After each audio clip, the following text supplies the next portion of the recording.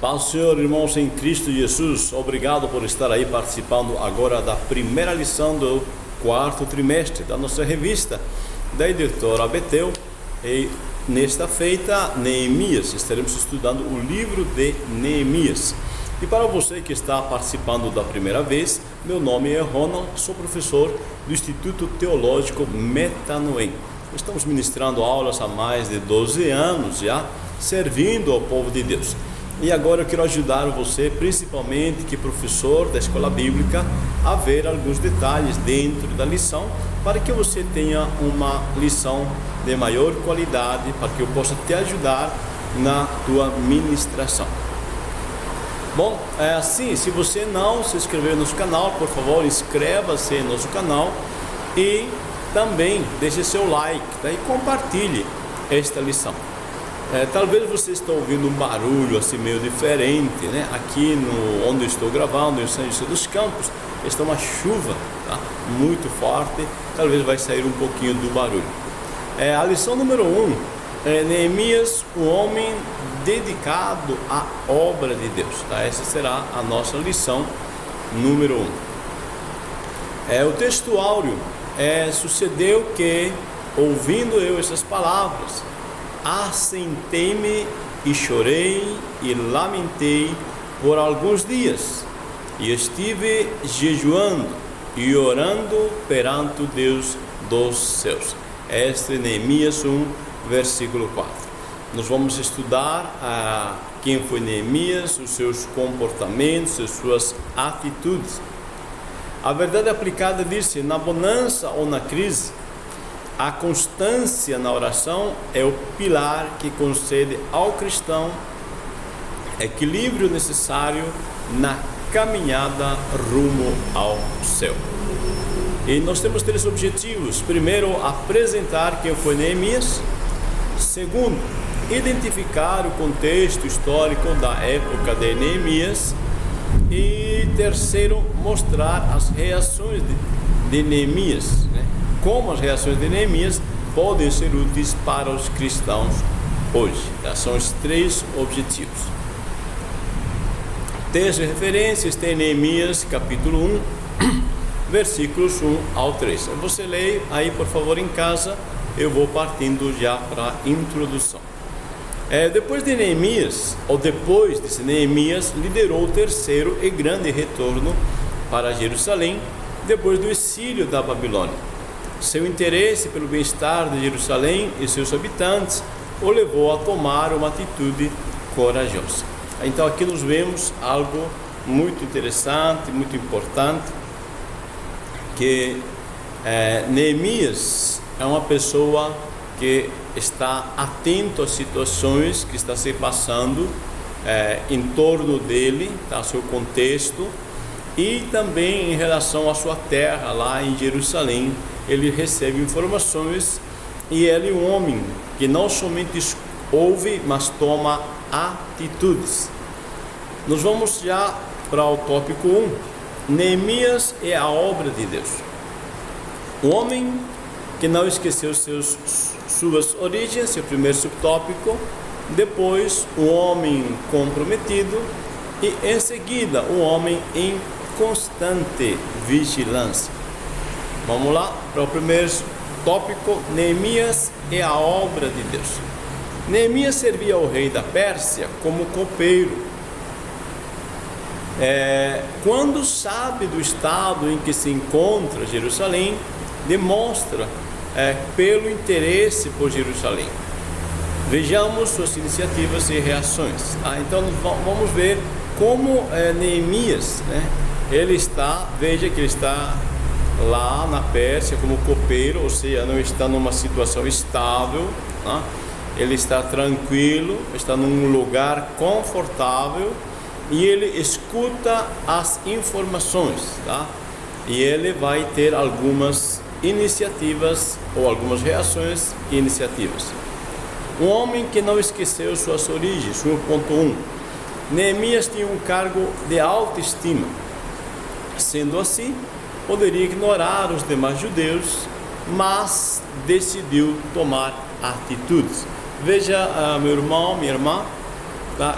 Como uma pessoa quando não é egocêntrico, né? As pessoas egocentristas, eles fazem da sua vida o centro, né, do universo, tá? Da sua pessoa o centro do universo. As pessoas egocentristas, eles sempre querem que os outros lhes sirvam, não se preocupam com o próximo. Aqui Neemias é alguém diferente, é alguém altruísta, é alguém que está atento, tá, para os seus conterrâneos, para o seu povo, e quando escuta o que está acontecendo, tá, ele, apesar de estar em situação confortável, ele decide, tá, tomar atitudes, e essas atitudes, tá, vai ser sair desta área de conforto e se ajuntar aos seus irmãos.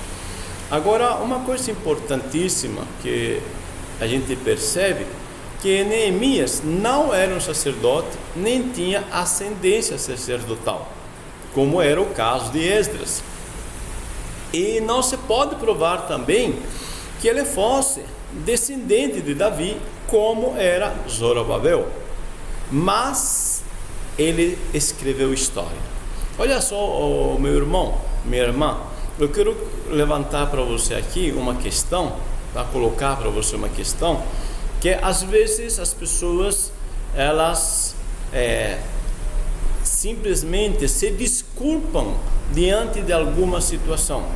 Elas às vezes dizem: olha, eu não tenho condição de fazer nada para ajudar o próximo, eu não sou alguém importante, eu não tenho dinheiro, eu não tenho condição social, posição social, eu não tenho condições de ajudar. Neemias nos dá um exemplo aqui. Você não precisa ter condições, você não precisa ter posição social, você não precisa, tá, ter algo em si, tá, mas sim ser alguém que toma atitude. Quando nós somos pessoas que tomamos atitudes, tá, quando nós queremos fazer algo, nós criamos o como, tá? Você entendeu? Quando nós queremos algo, tá, nós queremos ajudar alguém, nós criamos o como ajudar esse alguém. Quando nós queremos alcançar algo, nós criamos o caminho para alcançar esse algo. Então aqui aprendemos a primeira questão com Neemias. Neemias é um homem de atitude, uma pessoa que está disposto a fazer qualquer coisa para abençoar o seu próximo, os seus contemporâneos, tá? Ele está valorizando as pessoas do seu próximo. O 1.2 nos fala um homem comprometido. Sua ação de indagar ou perguntar, tá, por Jerusalém e seus habitantes revela seu comprometimento. Então, pessoas que estão comprometidas, tá, são pessoas mais do que envolvidas, são pessoas que estão interessadas em fazer algo por aquela situação, ou por aquela pessoa, por aquela sociedade. Então nós vemos aqui Neemias, tá, indagando, perguntando. Então nos mostra alguém que demonstra compromisso com Jerusalém.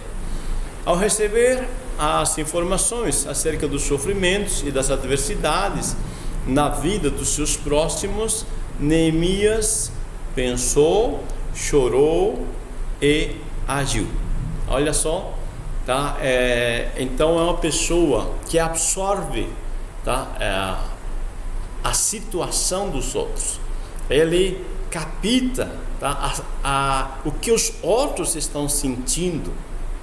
Então esta é uma pessoa realmente que está comprometida.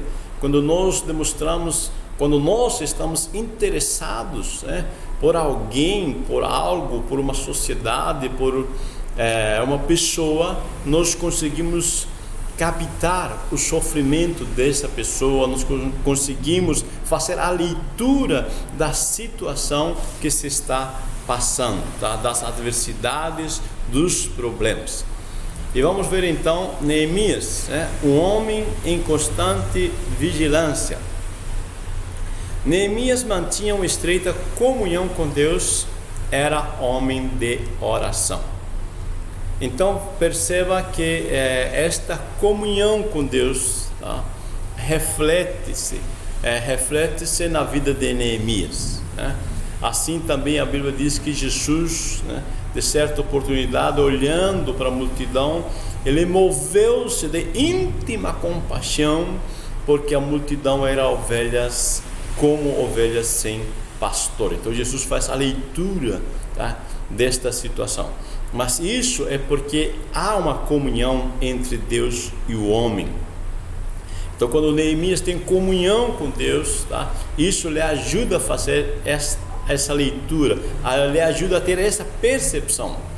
Ele estava atento às situações adversas e preparado para as oportunidades. Olha só, tá? Então se eu quero, né, eu procuro oportunidades, né, para ver como é que eu posso cooperar, como é que eu posso somar para que aquela situação melhore, para que aquela situação mude, tá? Então quando queremos algo, nós vamos procurar alguma forma de somar. Neemias se coloca à disposição de Deus, que lhe permitiu estar em posição estratégica naquele momento. Então isto é importantíssimo. Quando nós temos comunhão com Deus, percebemos as situações e nos colocamos à disposição de Deus, Deus age nos usando como instrumentos. Você lembra que certa vez Jesus disse para os discípulos: a seara é grande, são poucos os ceifeiros, pedi ao Senhor da seara que envie ceifeiros. E a Bíblia diz que quando os discípulos oram pedindo ceifeiros ao Pai, tá? Como é que Deus responde essa oração? Fazendo que eles sejam os ceifeiros. Como interessante, porque os discípulos, eles estavam preocupados com as almas, querendo alcançar aquelas pessoas, eles estão orando para que Deus levante essas pessoas, ceifeiros, e Deus lhe responde com eles mesmos, tá? Eles são levantados como ceifadores. Então isso é importante. Quando nos colocamos à disposição de Deus, Deus se apraz em nos usar para abençoar as pessoas, tá? Então Neemias nos mostra, tá, uma pessoa de disposição. Vamos para a parte 2. Neemias e suas reações reflexivas. Primeira reação é sentar-se. Segunda reação, chorar. Terceira reação, lamentar. Vamos então para Neemias e suas reações reflexivas. A tristeza não é uma emoção proibida ao cristão, mas não podemos permanecer todo o tempo paralisado, cultivando tristeza e amargura, tá? É isso importante, meu irmão, minha irmã, tá? Não estamos querendo dizer que não deva ter tristeza na vida do cristão, tá? Às vezes há circunstâncias que nos causam tristeza e não é problema, tá? Você passar por um momento de tristeza. Agora, importantíssimo é não ficar remoendo, tá? Não ficar ruminando, né, estas tristezas, cultivando essa tristeza, alimentando essa amargura. Veja, o sábio Salomão disse que tudo tem seu tempo determinado. Há um tempo de chorar e tempo de rir, tempo de prantear e tempo de dançar, na Eclesiastes 3, do 1 ao 4. O que é que Salomão está nos dizendo? Que existe um momento para tudo e você deve aprender a dominar tuas emoções, ou elas te dominarão. Olha só, se você passa um momento, né, está num momento de tristeza, ok, chora esse momento, tá? Mas domine ele. Não deixa que a tristeza, não deixa que a amargura, né, torne você uma pessoa amarga. Não deixe que a tristeza torne você uma pessoa depressiva, tristonha. Não, tristeza é um sentimento que você deve dominar, uma emoção que você deve dominar, tá? Você não pode se deixar, tá, abater com a situação. Todo mundo passa momentos de tristeza, tá? Mas o sábio Salomão disse: há um tempo determinado para tudo. Vamos chorar? Vamos, né? Vamos chorar com os que choram, mas também vamos rir. Existe o inverno? Sim, mas a primavera vem, né? Então nós temos que encarar as situações desta forma, tá? Nada há permanente, né? A primavera tem, o verão tem, o inverno tem, né? O outono tem, tudo é uma fase, tá? Então aprenda a gerenciar suas emoções. A primeira reação de Neemias foi sentar-se, né? Um grave erro que às vezes cometemos, nós seres humanos cometemos, é não sabermos se posicionar ante uma notícia desagradável, uma ofensa ou coisa do gênero. É interessante isto, porque nós todos, como seres humanos, temos sentimentos, né? Se alguém vem te dá uma notícia desagradável, você leva um baque, né? Você é abatido naquele momento. Ou alguém vem e te ofende de uma forma que você não estava esperando, né? Ou coisas do gênero. Bom, existe tudo isso, mas eu tenho que aprender a me posicionar diante das situações. Neemias demonstrou possuir equilíbrio, longanimidade e domínio próprio. Olha, não agiu no meio do abalo emocional, tá? Isso é importantíssimo nessa parte aqui, tá? É um conselho para você: não tome decisões no meio de abalos emocionais. Se você está abalado emocionalmente, em todos os aspectos, se é positivo, né? Se você está muito feliz, muito alegre, está eufórico, não tome decisões, porque depois você pode se arrepender. Porque quando estamos abalados emocionalmente, se é de forma positiva, se é de forma negativa, tá? Nós tomamos decisões movidos por essa emoção. Então, da mesma forma, quando você está abalado de forma negativa emocionalmente, né? Emocionalmente você está lá embaixo, triste, né? Você está arrasado, não tome decisões, deixa abaixar a poeira, né? Neemias sentou-se, tá? Ele está pensando.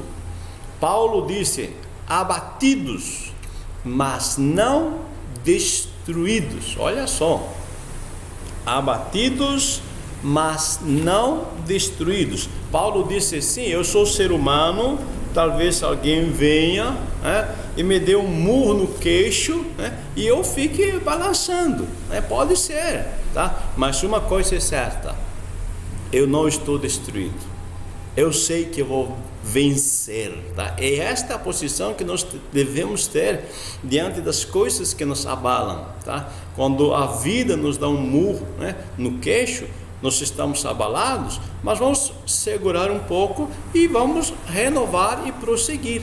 Em Mateus 5, 13, versículos 14, Jesus, né, ele disse: vós sois o sal da terra e a luz do mundo. Veja que este versículo, quando Jesus disse vós sois o sal e a luz, né, ele está contextualizado no versículo 11 e 12, quando Jesus disse: se por minha causa fores perseguidos, injuriados, tá? Regozijai-vos. Olha o que Jesus está dizendo: quando alguém, né, te insulta, te persegue, né, te injuria, regozijai-vos. É nesta reação de regozijar-nos diante das adversidades é que nós demonstramos se somos luz ou sal da terra. Você está percebendo? Tá? Jesus nos deu um grande exemplo disto. Jesus lá na cruz, pendurado na cruz, pregado na cruz, mas Ele escolhe, tá, amar as pessoas e dizer: Pai, perdoa-lhes, porque não sabem o que fazem. Ou seja, Jesus sabe o que está fazendo, Ele está cumprindo uma missão, mas essas pessoas, movidas por emoções, estão tomando decisões que mais tarde vão se arrepender. Então, primeira reação, meu irmão, minha irmã, tá? Antes de você tomar decisões, tá? Deixa estabilizar tuas emoções. Não tome decisões com tuas emoções abaladas, ok? 2.2, segunda reação, chorar. A segunda reação de Neemias foi chorar. Também Jesus chorou. Tá? E isso é importante, saber quando chorar e quando rir. Tá? E isso é ser inteligente emocionalmente. Daniel Goleman nos fala muito disso, da inteligência emocional. Saber quando chorar, saber quando rir, tá? Ou seja, saber ter a emoção certa no tempo certo. Chorar não é demonstrar fraqueza. Fraqueza é não gerenciar, seu estado emocional. Chore quando for preciso e escolha compreender e amar todo o tempo. Esse é Lucas 23, 24. Jesus, Ele escolhe, tá, compreender as pessoas.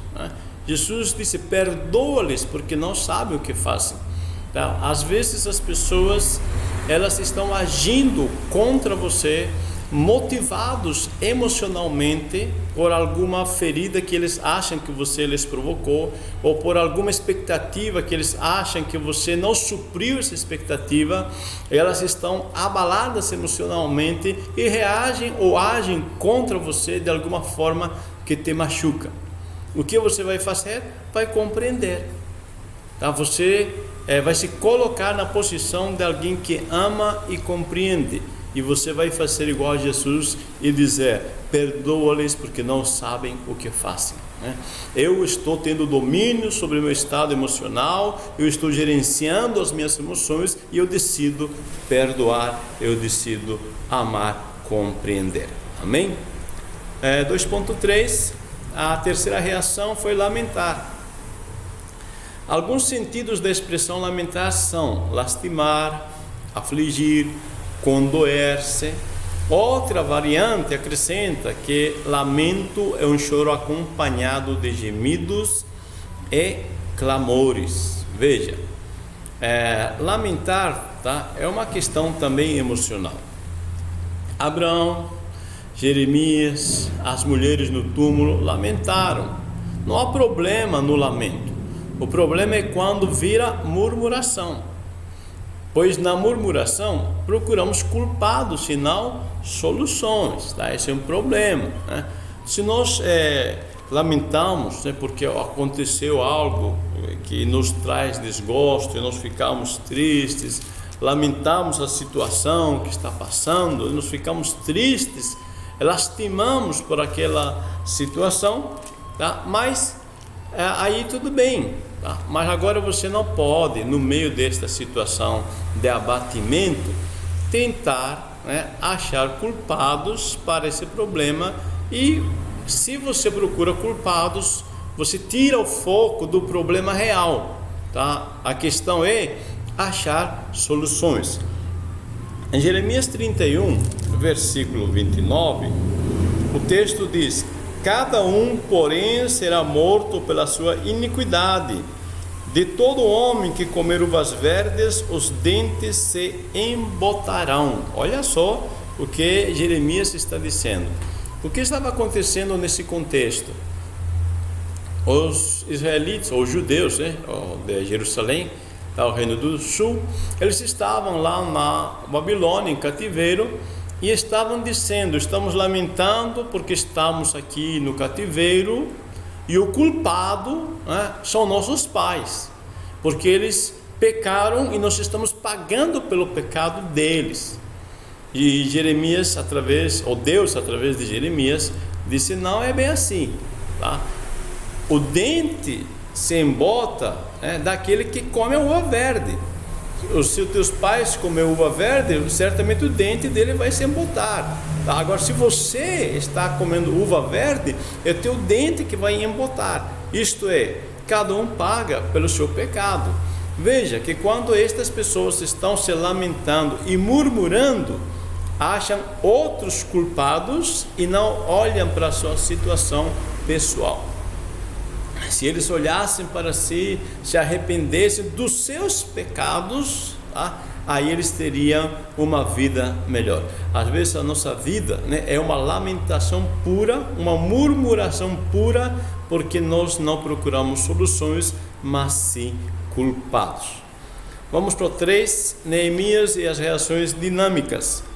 Jejum, uma recomendação bíblica; oração, uma arma poderosa, espiritual e poderosa, e conhecendo os elementos da oração. Neemias e suas reações dinâmicas. Neemias teve ainda outras reações de cunho particular, de confinamento e de propósitos. Vamos lá. Jejum, uma recomendação bíblica. Os benefícios do exercício do jejum não podem ser deixados em segundo plano. Jesus e a igreja jejuaram.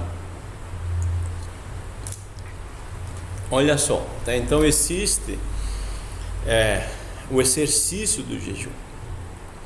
Se não fosse necessário jejuar, Jesus não teria jejuado.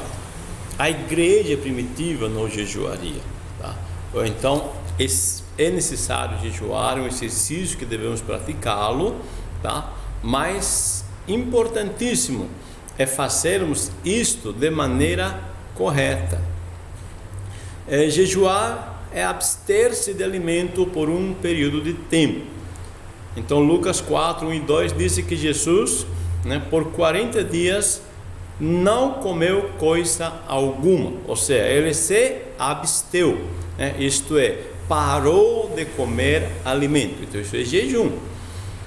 Eu vou jejuar o bife do almoço. Isso não é jejum, desculpa aí, né? Eu vou jejuar a Coca-Cola. Isso não é jejum, tá? Jejum é abster-se de todo alimento. Jesus ficou no deserto 40 dias e não comeu coisa alguma, tá? Agora, o jejum demonstra o quê? O jejum demonstra o nosso domínio sobre os nossos desejos naturais. Eu quero que você preste atenção nisso, tá? O jejum demonstra o nosso domínio sobre os nossos desejos naturais. Não estou dizendo somente sobre os desejos naturais do corpo, tá? Não somente, tá? Mas desejos naturais em si, em todas as áreas da nossa vida. Você lembra que quando Jesus está no fim desses 40 dias, Satanás chega e disse para ele: se tu és filho de Deus, transforma essas pedras em pães, né, e come, né? Veja, Jesus responde dizendo: nem só de pão viverá o homem, mas de toda palavra que sai da boca de Deus. O que Jesus está dizendo? Eu não preciso transformar as pedras em pães. E eu não vou transformar as pedras em pães. Apesar de eu ter fome neste momento, é um desejo natural, tá? Vontade de comer pão, mas eu tenho domínio sobre meus desejos naturais, porque está escrito, tá? E essa é a segunda parte que eu disse, que eu coloquei aqui. Nossa fé na palavra de Deus. Está escrito, Deus disse que nem só de pão viverá o homem, mas de toda a palavra que sai da boca de Deus. Quando Jesus está falando isso, está citando o contexto de Deuteronômio, tá? Que quando Deus disse que todas as manhãs, Deus enviaria o maná. Então, estas pessoas deveriam depender desta palavra, deveriam confiar que Deus supriria suas necessidades na hora certa, no tempo certo. E Jesus está dizendo: eu não vou fazer, tá, nada fora do tempo, eu não vou tomar iniciativas particulares, eu domino meus desejos. Deus, na sua hora, Ele vai me dar o que eu preciso. Olha só, tá? Então, jejum, tá? Jejum é isto, tá? É você ter domínio sobre os teus desejos naturais e confiar em Deus. Veja que Mateus 4, versículo 11, diz que terminado Jesus, quando o diabo deixou, e terminou esse período, disse assim: e eis que vieram anjos e o serviram. Está vendo?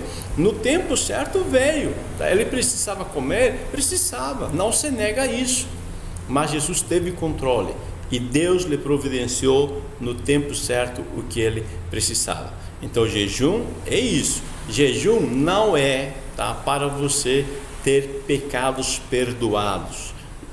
Jesus te perdoa os pecados porque você confia no sacrifício da cruz de Jesus, tá? Esse foi o pagamento por nosso pecado, tá? Jejum não é para pagar um preço por algo em troca. Não, Senhor, Jesus não está pagando nada aqui, tá, em troca, tá? Então, bem direcionado, tá? Devemos jejuar, mas de forma correta, para demonstrar, né, a nossa submissão, tá, ao nosso Deus, que cremos, confiamos nele, que ele há de fazer o que ele disse que há de fazer na sua palavra.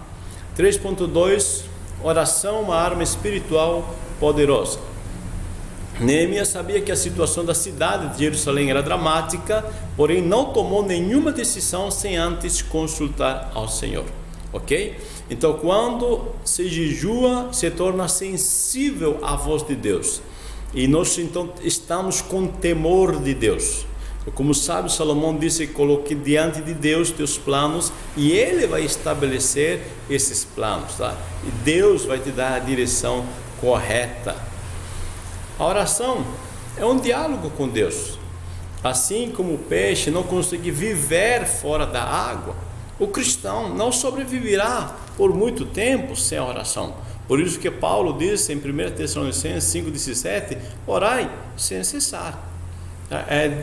Mais uma vez aqui também fazendo observação, igual no jejum, tá? Oração não é pagar um preço, pelo amor de Deus, tá? Oração não é um sacrifício.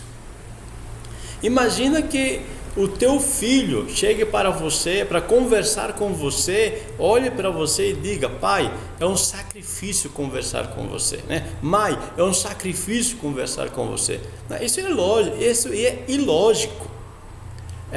Oração é um prazer, é um deleite espiritual, tá? É um momento de comunhão, é um momento de diálogo com Deus. Se a oração está se tornando um sacrifício, é porque você está colocando como esse relacionamento como de um servo e senhor, como um escravo e seu senhor, tá? Não, nós somos filhos. Lembra da oração que Jesus nos ensinou a orar? O que ele disse? Como é que nós chegamos a Deus? Disse Jesus: vocês orareis assim: Pai nosso. Está vendo? É um relacionamento filho e pai, pai nosso.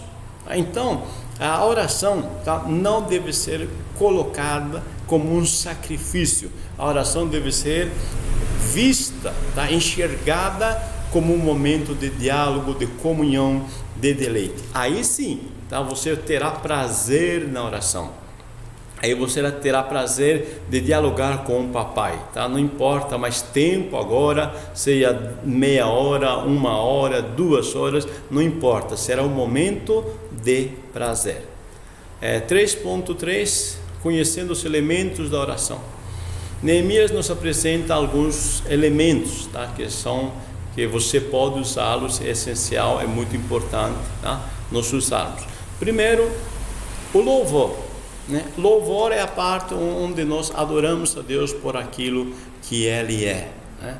Nós louvamos a Deus porque Ele é fiel, louvamos a Ele porque Ele é um Deus onipresente, onisciente, e nós adoramos Ele, louvamos a Ele por tudo que Ele é. E depois é a ação de graças, aí nós louvamos a Ele por tudo que Ele fez. Uma coisa essencial é isto, meu irmão, minha irmã. Tá? Pense naquilo que Deus fez por você, a maior bênção na tua vida. Pense um pouquinho, né? E comece a adorar por essa bênção, né, que já faz tanto tempo, mas foi a maior bênção na tua vida que você já teve. Adore a Ele por isso e veja como você se sente. Veja se você não vai sentir um prazer, a alegria de novo, tá? Daquele momento onde você teve, né, essa bênção recebida, ok? Parte 3, arrependimento. O que é o arrependimento? É o momento de analisar nossos conceitos e concordar com os conceitos de Deus, que é a parte da confissão, tá? Arrependimento é repensar pensamentos dentro do grego. Então eu analiso, Senhor, puxa, eu pensei que estava certo, mas estou errado. Eu concordo com o que o Senhor diz na sua palavra, tá? Confessar, tá? É falar aquilo que o outro diz, tá? Então arrependimento e confissão, por isso que andam juntos, tá? Eu concordo, né? Eu me arrependo, né? Ou seja, eu analiso meus conceitos, minhas motivações, meus porquês, né? E então eu concordo com aquilo que Deus disse na sua palavra. Ou seja, se eu estiver praticando algo e eu vejo que Deus disse que isso é pecado, então eu também concordo, digo, não, isso é pecado e eu vou parar de fazer, tá? E quarto, né, petição. Quando nós estamos nesse diálogo, tá, nós podemos chegarmos a Deus e pedir, porque nós estaremos já alinhados com a sua vontade, nós estaremos percebendo bem a sua vontade e nós poderemos colocar aquilo que estamos querendo, um pedido. E por último, o compromisso, né? Um compromisso de servir a Ele, um compromisso de viver para Ele, né? Afinal de contas, sabemos que tudo que Ele nos dá, né, é para que nós sejamos servos úteis para o seu reino. Amém? Então aí os elementos da oração. Concluindo, a vida de Neemias nos ensina a estar dispostos a servir e obedecer, a abrir mão do lugar do conforto e deixar-se usar por amor e a causa do Senhor. Jesus Cristo foi o maior exemplo disso, né? Neemias é um grande exemplo, sim. Jesus, tá, foi o maior dos exemplos, né? Jesus se fez como Deus, ele se faz homem, e como homem se faz servo, e como servo se faz obediente, e obediente até a morte de cruz. Ou seja, um servo por excelência, mesmo servindo, tá? Jesus foi um servo excelente. A excelência, Jesus vivia sempre com excelência, tá? Então nós vamos servir também, vamos obedecer, né? Vamos servir com excelência, ok? Vamos seguir esse modelo de Neemias, vamos seguir o modelo de Jesus e vamos nos colocar à disposição da causa do Mestre. Concluindo, nós lembramos que apresentamos quem foi Neemias, depois identificamos o contexto histórico da época de Neemias e por último mostramos como as reações de Neemias podem ser úteis para os cristãos hoje. Deus te abençoe, meu irmão, minha irmã, muito obrigado por participar. Lembre-se em inscrever, ok? Inscreva-se no canal, dá a sua curtida aí, seu like, tá? Que será uma bênção. E compartilhe com as pessoas, compartilhe para que elas possam também ser abençoadas.